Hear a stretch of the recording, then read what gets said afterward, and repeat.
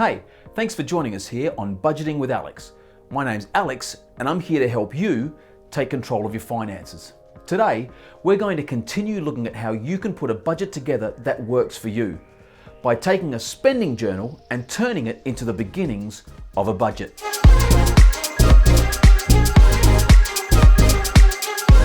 Last time, we started a spending journal by taking the last 3 months worth of transactions and creating a list of all of your spending amounts. From here, we're going to collate our spending list and then review it just to make sure that you haven't missed anything out. Now keep in mind, as we're moving forward, you can just pause and rewind this video at any time that you need so that you can go at the pace you want to go.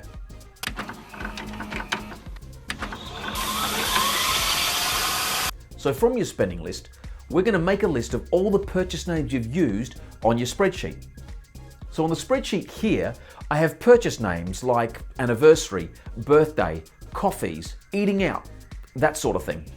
This is where your efforts to be as detailed as possible will really help you out. Hopefully, you don't have too many items on the list that are called miscellaneous or question mark. Now, in a new column, just bring across your purchase names one at a time. Now you can either do that by just literally typing it into each cell, or you can do like I'm doing here and just hit the equals button and then go highlight the cell and then hit enter. And you'll see that name appears in that cell. Just a trick, make sure you do it on the cell name that is right next to that summed total. Just like I'm doing here. Then at the end, once you have all those purchase items listed, you simply highlight that list, copy it, and paste it on the cell immediately next to it. You'll see it automatically draws in the actual spending amounts. If any of the amounts are zero, just go down to that purchase item name and see what's wrong.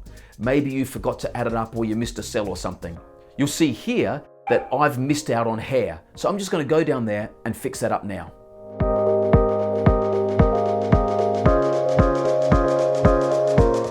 And then voila, it all looks good. This is your total spending on these items for the last 3 months. Divide those numbers by the number of months of transactions that you downloaded and multiply by 12. So if you downloaded 3 months worth of transactions, you simply divide this number by 3 and multiply by 12. If you downloaded 2 months worth of transactions, then divide that number by 2 and then multiply by 12. This will now give you, roughly at least, how much you've spent or would spend over a 12-month period at the spending rate that has been over that period of time.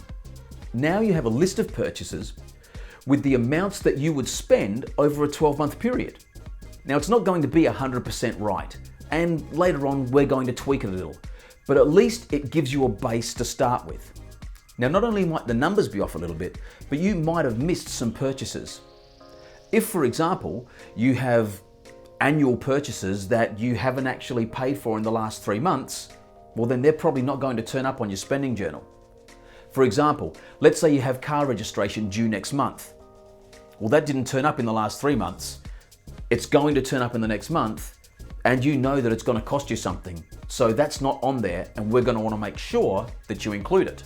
The same will apply for pretty much any annual subscription or membership or anything like that at all. So you're going to want to make sure that you include those as well. To make it a little bit easier for you, I've included a link in the description to a Google Sheets document that I've created.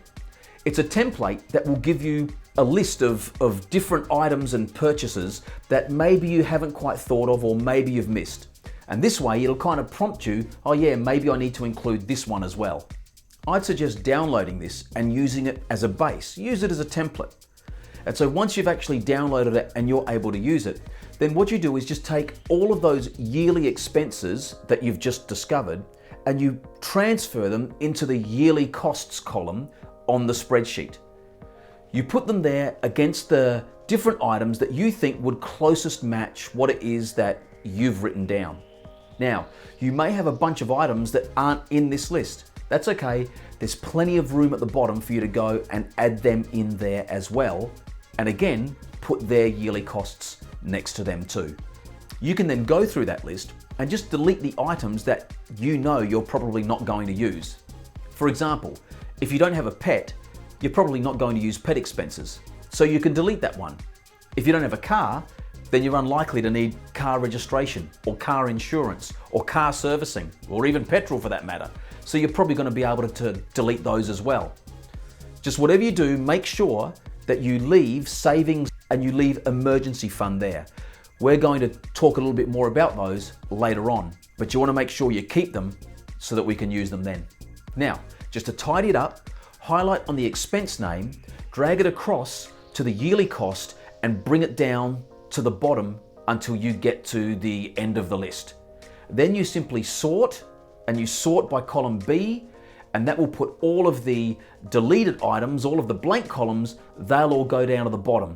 So now you should have just one list of all of your expense names with how much it is that you think roughly you're going to spend on it in the course of a year. Once you've done that, you need to go through that sheet and add any amounts of any costs that you may have missed. If you pay an item every week or every month, it should have been caught in the journal.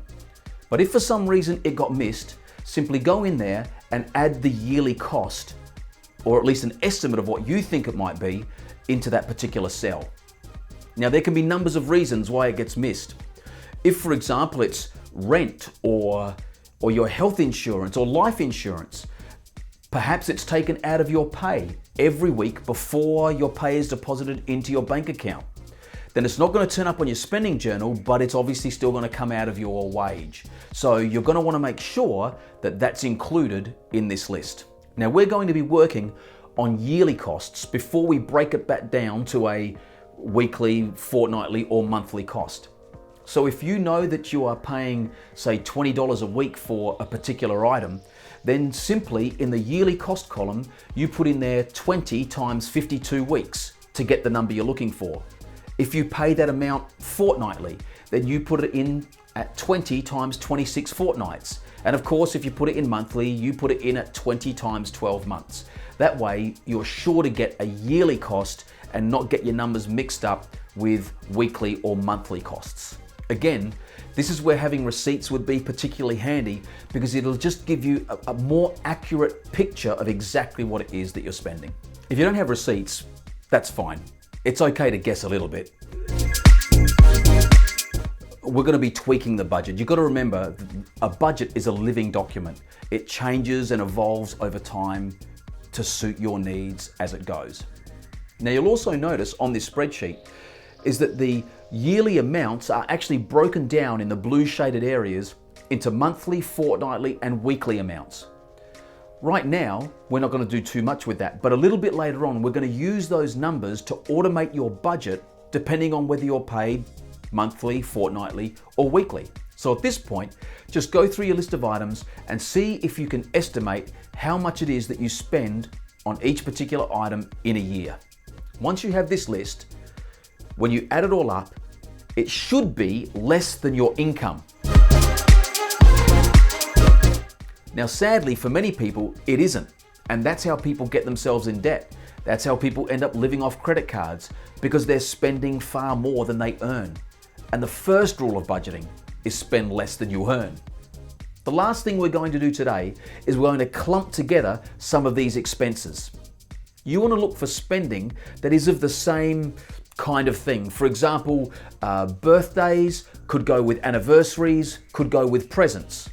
And so you put those three together, add them up, and put them all under presents.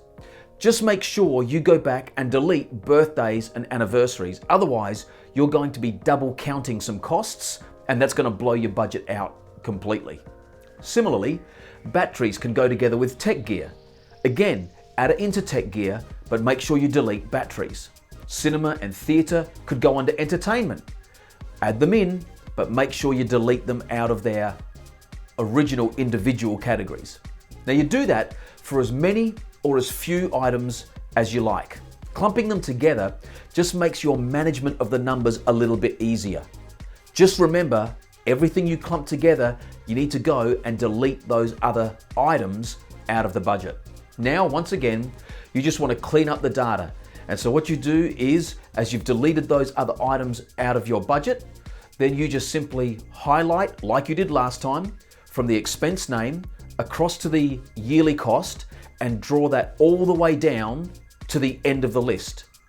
Then you sort by column B again, and voila, once again, you have that list at the top and all your blanks at the bottom. Next time around, we're going to bring your income into it for the first time. You're going to look at your income and your spending level, and then we're going to start to tweak our spending level to match our income. At that point, you'll be making some decisions about the things that are really most important to you. In the meantime, between now and then, take some time to go over these numbers and have a look and see if they feel accurate to you. Now, for example, maybe in the last 3 months, you had heaps of birthdays and you wouldn't normally have that many birthdays over the course of the year. If that's the case, then your birthday numbers are going to be really high. So just tweak them a little bit to maybe get some idea as to what it is that looks a little bit more accurate. You'll get a bit of a gut feel for it as you go through the numbers and think about each of those expense lines. If you found this useful, don't forget to hit the like button. That'll tell YouTube this is a useful video and they'll show it to more people. If you know anyone who's maybe struggling a little with their finances, then why don't you share this link with them? I know they'll be appreciative that you have. If you need a little bit of help with your budget, my email address is also in the description. Please feel free to drop me a line. I'll be more than happy to help walk you through some of this if it's a little bit difficult to understand. And maybe you've got some ideas for future episodes. Drop them in the comments section as well. I'll be more than happy to try and incorporate those into future episodes. If you haven't done it yet, why not hit that subscribe button and maybe ring that bell? If you do that, then you'll be informed when the next video drops. Just remember, budgeteers, if you don't tell your money where to go, you'll never be able to say where it went. Thanks for watching. See you next time.